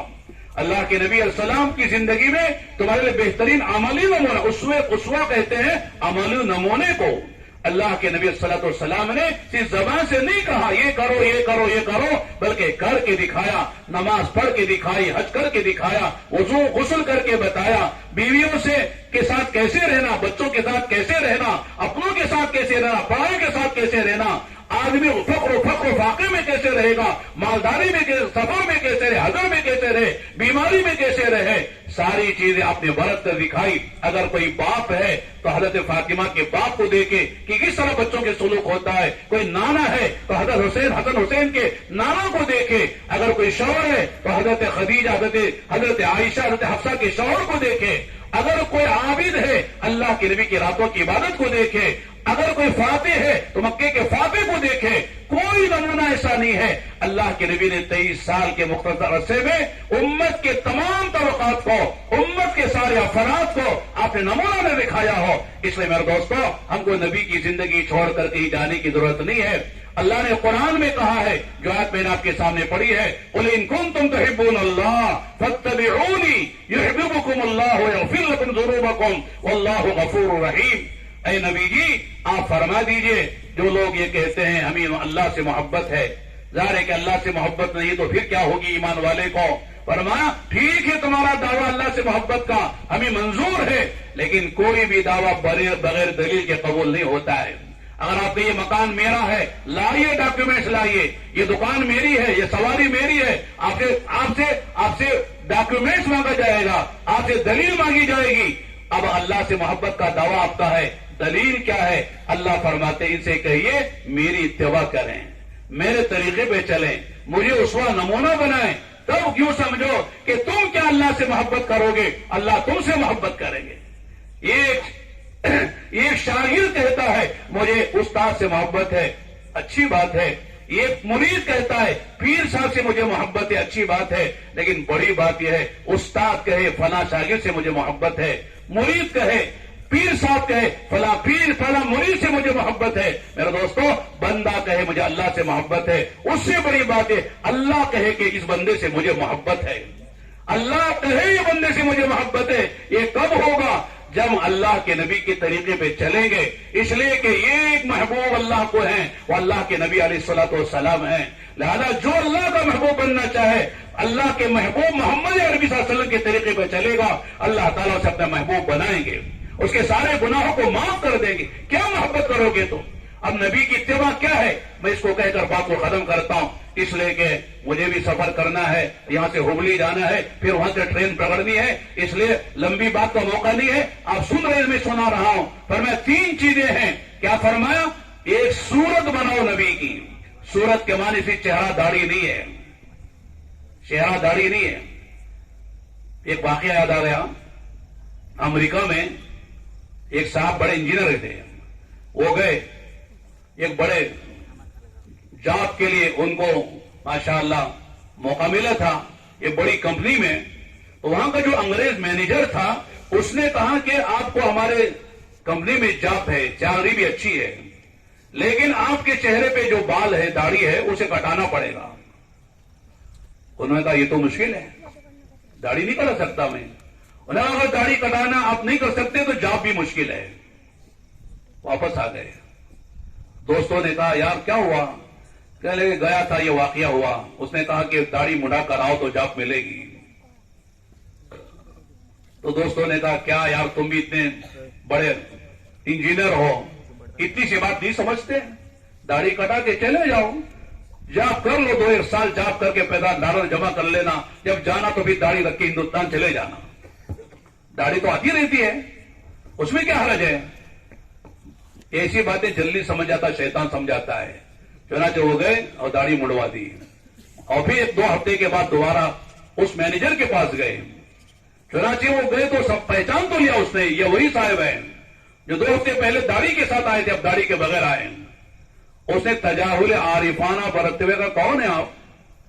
تو انہوں نے کہا میں وہی ہوں جو 2 ہفتے پہلے آیا تھا. اب اس نے کچھ گفتگو کی. انگریز بڑا چالاک ہوتا ہے، عیار ہوتا ہے، مکار ہوتا ہے. اس نے کہا کہ آپ نے داڑھی کیوں رکھی تھی؟ کہا کہ ہمارے نبی کی سنت ہے، ہمارا واجب کے درجے کی چیز ہے. جو آدمی داڑھی مڑاتا ہر وقت گنہگار سمجھا جاتا ہے، کھا رہا ہے، پی رہا ہے، سو رہا ہے، نماز پڑھا، گنہگار ہے. اس لیے رکھنا ضروری تھا، رکھا تھا. کہا پھر مڑا کیوں دی؟ کہا آپ نے شرط لگا دی کہ جاب اس کے بغیر نہیں ملے گی، مجبوری میں مڑائی ہے. انگریز کا جواب سنیے. اس نے کہا کہ آپ نے ہمارے یہاں جاب کرنے کی وجہ سے داڑھی مڑا دی، اس کا مطلب ہے کہ آپ اپنے نبی کے وفادار نہیں ہیں. جو نبی کا اپنے نبی کا وفادار نہیں ہے وہ ہمارا وفادار کیسے ہو سکتا ہے؟ لہذا جائے آپ کے لیے جاب نہیں ہے.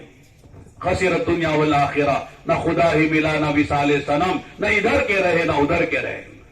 میرے دوستوں صورت کے معنی صرف داڑھی نہیں ہے، بلکہ ظاہر میں جو نظر آتا ہے اس میں دیکھو میرے نبی کا شادی کا طریقہ کیا تھا، غم کا طریقہ کیا تھا، کھاتے کیسے تھے، سوتے کیسے تھے، بات کیسے کرتے تھے، خوشی کیسے مناتے تھے، لباس کیسے پہنتے تھے.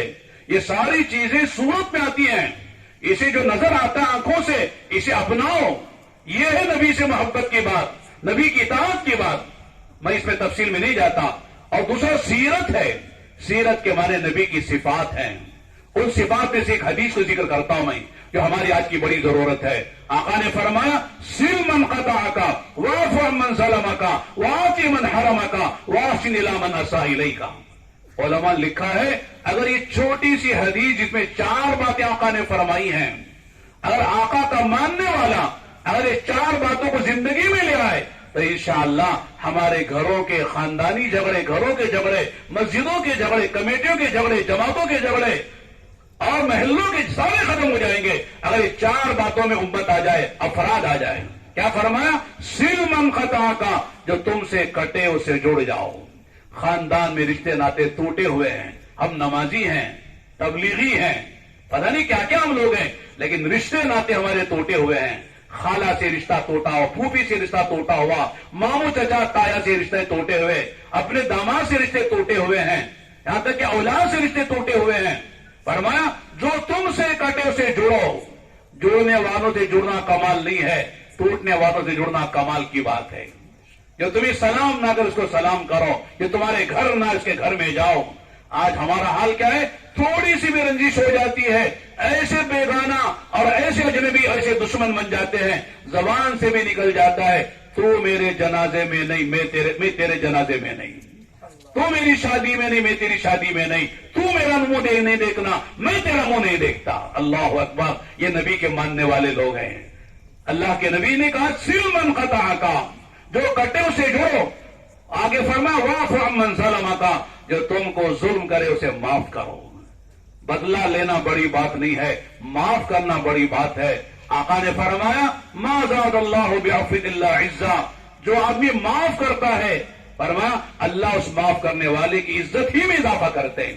ہم سمجھتے ہیں معاف کریں گے ناک نیچی ہو جائے گی، ناک کٹ جائے گی، ہمارا مقام گر جائے گا. معاف کر کے دیکھو مقام کتنا بلند ہوتا ہے.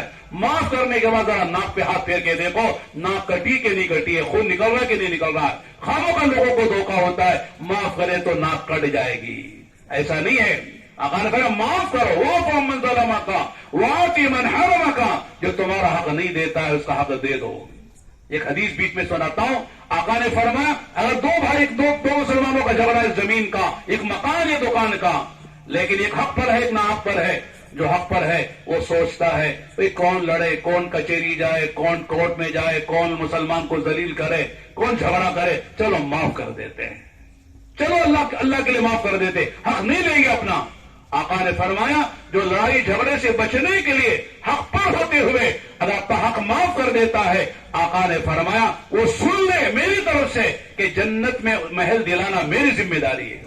جنت میں محل لے لو مجھ سے، چھوٹا سا گھر تمہارا، چھوٹا سا مکان، چھوٹی سی دکان، ایک باری زمین معاف کر دو، تھوڑا سا قرضہ ہے معاف کر دو، لو بشارت میرے سے، ضمانت میں دیتا ہوں. کوئی دنیا کا وزیر نہیں دے رہا ہے، کوئی سی ایم پی ایم نہیں دے رہا ہے، کوئی مالدار نہیں دے رہا ہے. اللہ کے نبی ضمانت دے رہے ہیں کہ میں ضمانت لیتا ہوں اللہ سے محل دلانے کا بیچ محل میں، بیچ جنت میں. اگر مسلمان کو یقین ہو جھگڑا ہوگا. بھئی کیا ہے دنیا؟ لو کانت الدنیا تعدل عند اللہ جناح بعوضہ ما سقى کافر منها شربۃ ماء. یہ ساری دنیا کی قیمت خدا کی نگاہوں میں ایک مچھر کے پر کے برابر ہوتی. اللہ پاک کسی بے ایمان کو ایک گھونٹ پانی پینے کو نہ دیتے. کیا ہے قیمت دنیا کی تو اللہ اور اس کے رسول کی نگاہوں میں جس پر لڑ رہا ہے آدمی. واقعی من حرم کا، جو تمہارا حق نہیں دیتا اس کا حق دے دو. یہ نہ کو تو نہیں دیتا میں بھی نہیں دیتا. ٹھیک ہے تو نہیں دے رہا تیرا مسئلہ ہے، مجھے تو دینا ہے، اللہ کے حساب مجھے دینا ہے. آخری بات کیا فرمائی؟ واحسن الی من اساء الیک، جو تمہارا برا چاہتا ہے تم اس کا بھلا چاہو. دنیا ساری تمہارا برا چاہے لیکن تم کسی کا برا نہ چاہو، غیر کا بھی برا نہ چاہو، دشمن کا بھی برا نہ چاہو. اللہ کے نبی نے صرف زبان سے نہیں کہا ہے، آپ کا عمل دیکھیے، پوری سیرت دیکھیے، آپ نے کیسے کیسے کو معاف کیا ہے. ہندا کو معاف کیا، وحشی کو معاف کیا، اکرما کو معاف کیا، مکے والوں کو معاف کیا، زہر دینے والوں کو معاف کیا، سحر کرنے والوں کو معاف کیا، قتل کے منصوبے بنانے والوں کو معاف کیا. اور اللہ کے نبی علیہ السلام کی محبوب بیوی عائشہ صدیقہ بنت صدیق، ان پر تہمت لگانے والا منافقوں کا سردار رئیس المنافقین عبداللہ بن ابی بن سلول، جس نے اللہ کے نبی کو کتنا نقصان پہنچایا، کتنی تکلیف پہنچائی، حضرت عائشہ پہ تہمت لگانے میں سب سے پیش تھا. لیکن جب مرا ہے ان کے بیٹے عبداللہ وہ آئے، کہنے لگے اللہ کے نبی میرا باپ یقیناً اس نے آپ کو بڑی تکلیفیں پہنچائی ہیں، میں جانتا ہوں منافقوں کا سردار تھا، لیکن میرا باپ ہے، اس کا بیٹا ہوں، میری تمنا ہے آپ اپنی چادر مبارک اس کی کفن کے لیے دے دیں اور آپ خود تشریف لا کر اس کی نماز جنازہ پڑھائیں. بخاری شریف کی روایت ہے، اللہ کے نبی کا لو چادر اور جاؤ تیاری کرو، اللہ کے نبی آ کے نماز پڑھائے گا. چنانچہ چادر بھی دے دی اور جا کے نماز پڑھانے کے لیے کھڑے ہو گئے. حضرت عمر نے کہا اللہ کے نبی کس کی نماز جنازہ پڑھا رہے ہیں؟ منافقوں کا سردار ہے، کتنا نقصان پہنچایا آپ کو، موقع سے آپ کو پریشان کر رہا تھا، آج مرا ہے مرنے دو، جانو دے جہنم میں، اس کی نماز جنازہ پڑھائیں گے. عائشہ کی غیرت کیا کہے گی، صدیق اکبر کی غیرت کیا کہے. اللہ کے نبی نے ایک نہیں سنی، نماز جنازہ پڑھائی. پڑھانے کے بعد اللہ نے آیتیں اتاری، اے نبی آئندہ سے کسی منافق کی نماز جنازہ نہ پڑھائیے. حضرت عمر کو بلایا, کہا عمر اللہ نے تمہاری رائے کے مطابق قرآن اتار کر مجھے منع کیا ہے, لیکن میرے دل کی حال سنو. اللہ نے کہا کہ 70 مرتبہ استغفار کرو تو معاف نہیں کریں گے. میرے دل کی یہ ہے اگر اللہ تعالیٰ 70 پر 1 مرتبہ استغفار کرنے سے اس کی مغفرت ہو جاتی تو میں 70 پر 1 بار استغفار کر دیتا تاکہ یہ بھی جنت پہ چلا جائے. یہ ہے نبی کی شان, یہ ہے نبی کا ضرب, یہ ہے نبی کے اخلاق. انک لعلی خلق عظیم. آج میرے دوستو نبی کا نام لینے والے تھوڑی سی دشمنی ہو جاتی ہے, زندگی میں دشمنی چلتی رہتی ہے. یہ سیرت کے جلسے کا پیغام ہے. نبی کی صورت کو اپناؤ, نبی کی سیرت کو اپناؤ, اور آخری بات ہے نبی کا سریرہ اپناؤ. نبی کا سریرہ کیا ہے؟ نبی کے سینے کا غم تھا دنیا میں کوئی انسان جہنم میں نہ جائے, ہر انسان جنت میں جائے, ایمان والا بن کر, مسلمان مومن بن کر, اس کے آخرت بن جائے, برزخ بن جائے, میدان سے گزر جائے, پلسرا سے گزر جائے, اور جنت میں بلا حساب چلے جائے. اللہ کا دیدار اسے نصیب ہو جائے, اللہ کی مغفرت اسے مل جائے, جہنم سے بچ جائے. یہ نبی کے اندر کا درد و فکر تھا. آج مسلمان صرف اپنے معاش کے لیے جیتا ہے, کاروبار کے لیے جیتا ہے, اپنی دنیا کے لیے جیتا ہے, اپنے بچوں کے لیے جیتا ہے, اپنی بیوی کے لیے جیتا ہے. دنیا جو بھی ہو جائے, کوئی نماز پڑھتا ہے نہیں پڑھتا ہے, کوئی سنت پہ چلتا کہ نہیں چلتا ہے, کوئی دین پر آ رہا ہے کہ نہیں آ رہا ہے, کوئی پرواہ نہیں ہے. بس جاؤ, کھاؤ پیو, موج کرو, مزے کرو. ہم گئے تھے آسٹریلیا میں, وہاں سڑکوں میں لکھا ہے انجوائے یور فریڈم. آزاد ہے, آزاد پیدا ہوئے, آزاد کھاؤ پیو کر کے مر جاؤ, آزاد زندگی گزار کے مر جاؤ. میرے دوستو یہ زندگی مسلمان کی نہیں ہے. اللہ کے رسول ایک آدمی کے لیے تڑپتے تھے. ایک یہودی کا بچہ آپ کی خدمت کرتا تھا, لکھا ہے کتابوں میں, چند دن نظر نہیں, آپ نے پوچھا وہ کہاں نظر نہیں آتا ہے, لگتا ہے کہ بیمار ہے, آپ اس کی عیادت کے لے گئے. آج ماں بیمار ہے, بیٹا جاتا کم ہے, باپ بیمار ہے, بیٹے کو فرصت نہیں ہے. یہودی کا بچہ بیمار ہے, آپ اس کی عیادت کے لیے گئے تو دیکھا وہ شاید آخری وقت ہے اس کا, دنیا سے جانے والا ہے. آپ نے کہا یا غلام قل لا الہ الا اللہ, بیٹا کہو لا الہ الا اللہ, کہو کلمہ پڑھ لو. بیٹے نے باپ کو دیکھا جو یہودی تھا, جو کھڑا ہوا تھا سراہنے, اس نے سوالیہ نگاہوں سے دیکھا کہ باپ کیا کہتا ہے. اللہ نے باپ کے دل میں بھی ڈالا, اس نے کہا اطیع ابو القاسم صلی اللہ علیہ وسلم, ابو القاسم کی بات مان لے, پڑھ لے کلمہ. چنانچہ زبان پہ نکلا کلمہ, تھوڑی دیر کے بعد اس کی جان نکلی. اللہ کے نبی گھر سے نکل رہے تھے, آتا ہے روایتوں میں آپ کا چہرہ 14ویں رات کے چاند کی طرح کھلا ہوا تھا, دمک رہا تھا, اور آپ کی زبان پہ یہ تھا الحمدللہ الذی انقذ بی نفسا من النار. تمام تعریف اس اللہ کے لیے ہیں جس نے مجھے ذریعہ بنا کر ایک جان کو جہنم سے بچا لیا. یہ اصل مسلمان کا کام ہے, لوگوں کو جہنم سے بچانا, اپنی جان و مال اس پہ لگانا, اس کے لیے جینا, اس کے لیے مرنا. قل ان صلاتی و نسکی و محیای و مماتی للہ رب العالمین. فرمایا کہہ دو میرا جینا, میرا مرنا, میری نماز, میری قربانی, میری جسمانی عبادتیں, میری مالی عبادتیں سب اللہ رب العالمین کے لیے ہیں. میں جیتا ہوں تو اللہ کے لیے, اللہ کے دین کے لیے, مرتا ہوں تو اللہ کے دین کے لیے. میں قربانی جان کی دیتا ہوں, مال کی دیتا ہوں اللہ کے لیے, میرا کوئی اور مقصد نہیں ہے. یہ اصل حضور کی سیرت ہے. تو سیرت بناؤ, صورت بناؤ, نبی کے سینے کا غم لے کر جاؤ. تو یہ سیرت النبی کے جلسے کا پیغام ہے. ورنہ حضور سے محبت کے جلسے میں, حضور کی محبت میں سال میں جلسہ بنا کر ہم نے کہہ دیا حضور کا ہم نے حق ادا کر دیا. میرے دوستو حق نہیں ہے, یہ تو تذکیر ہے, یہ یاد دہانی ہے. مشکل ہم جمع ہوتے ہیں, ورنہ جانے کے بعد آدمی طے کرے کہ مجھے پورے دین پر چلا. دین میں کامیابی نہیں ہے, پورے دین میں کامیابی ہے. صرف دین میں کہتے ہیں دین میں کامیابی ہے, پورے دین میں کامیابی ہے. پورا دین میں اگر بھی چھوڑ دیں گے ناکامی ہمارے گلے لگ جائے گی. اس لیے مردوں کو پورے دین پر چلنا ہے, اور پورے دین کی دعوت دینی ہے, اور پورے دین پر ہم خود ہم کو آنا ہے, اور ساری امت کو لانا ہے. اس کے لیے اللہ نے جان اور مال دی ہے. تو میرے دوستو اللہ کا کرم ہے, ماشاءاللہ بڑی خوشی ہوئی کہ صاحب جو ہے باغل کوٹ کے مسلمانوں نے اللہ کے نبی علیہ السلام کی یعنی ولادت کے مہینے میں, ربیع الاول کے مہینے میں آپ کی سیرت کا جلسہ منعقد کیا اور ماشاءاللہ اس کے لیے جان بھی لگائی، وقت بھی لگایا، اپنی مشغولیتوں سے اٹھ کر آئے ہیں، علماء کو بلایا، ماشاءاللہ یہ آپ کی محبت کی بات ہے۔ لہذا میرے دوستو اس پر اکتفا نہیں کرنا، بلکہ میں آخری میں ایک بات کہتا ہوں، جتنا مجمع یہاں پر عام طور سے سیرت کے جلسے راتوں میں دیر تک ہوتے ہیں، لیکن صبح میں جا کر لوگ سو جاتے ہیں، نماز بھی چھوڑ دیتے ہیں۔ سیرت کے جلسے کا پیغام گویا کہ جا کے سو جاؤ، نماز بھی چھوڑ دو۔ آقا نے فرمایا قرۃ عینی فی الصلاۃ، میری آنکھوں کی ٹھنڈک نماز میں ہے۔ مسلمان نماز نہ پڑھے کیسا مسلمان ہے؟ آپ فرمائیں میری آنکھوں کی ٹھنڈک نماز میں ہے، اور ہماری آنکھوں کی ٹھنڈک بیوی اور ٹی وی میں ہے۔ لہذا میرے دوستو ایسا نہیں ہے، نماز میں مزہ آنا چاہیے، نماز چھوڑے تو بے قراری ہونا چاہیے۔ دن میں 5 مرتبہ مؤذن کہتا ہے حی علی الصلاۃ حی علی الفلاح، اور نماز کے لیے اور کامیابی کے لیے، لیکن مسلمان سو رہا ہے، کاموں میں لگا ہوا ہے، لگتا ہے کہ اذان اس کو نہیں ہو رہی، پتہ نہیں مؤذن کیا کہہ رہا مجھے پتہ ہی نہیں ہے۔ ایسا نہیں ہے، اذان کی آواز سنتے سارے کام چھوڑو، اللہ کے گھر سب سے پہلے قیامت میں نماز کا حساب ہوگا۔ نماز صحیح نکلے گی، سارے اعمال صحیح نکلیں گے، اگر نماز گڑبڑ ہے تو سارے اعمال میں گڑبڑ نکلے گی۔ قرآن میں اللہ فرماتے جنتی جنت میں جائے، جہنمی جہنم میں چلے گئے۔ اللہ اہل جنت سے کہیں گے پوچھو ان جہنم میں جانے والوں سے ما سلککم فی سقر، جہنم میں کیوں آ گئے؟ 4 باتیں کہیں گے ہمارے جہنم میں آنے کی وجہ بتاتے ہوئے، کہتے ہیں 4 میں پہلی بات جو کہیں گے قالوا لم نک من المصلین، ہماری زندگی میں نماز نہیں تھی، ہم بے نمازی تھے۔ مصلی اسے کہتے جو نماز کا اہتمام کرتا ہے، صرف جمعہ پڑھ لو مصلی نہیں ہے، یہ رمضان میں پڑھ لو مصلی نہیں ہے، وہ نمازی نہیں ہے۔ جو شب برات شب قدر میں نماز پڑھ لے وہ نمازی نہیں ہے۔ نمازی وہ جو دن میں 5 مرتبہ نماز اہتمام سے پڑھتا ہے اسے نمازی کہتے ہیں۔ لہٰذا وہ کہتے ہیں ہم نمازی نہیں تھے، زندگی میں نماز نہیں تھی۔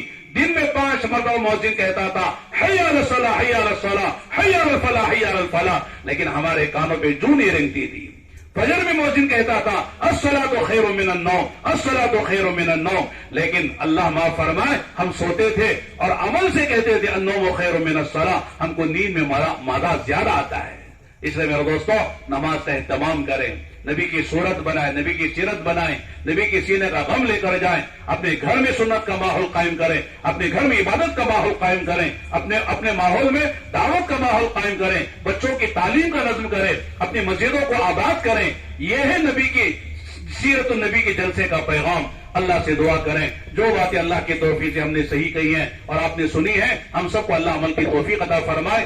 اگر کوئی بات میری زبان سے غلط نکل گئی ہے اللہ اسے معاف فرمائے۔ وآخر دعوانا ان الحمد للہ رب العالمین۔ جزاکم اللہ خیرا وحسن الجزاء فی الدارین۔ حضرت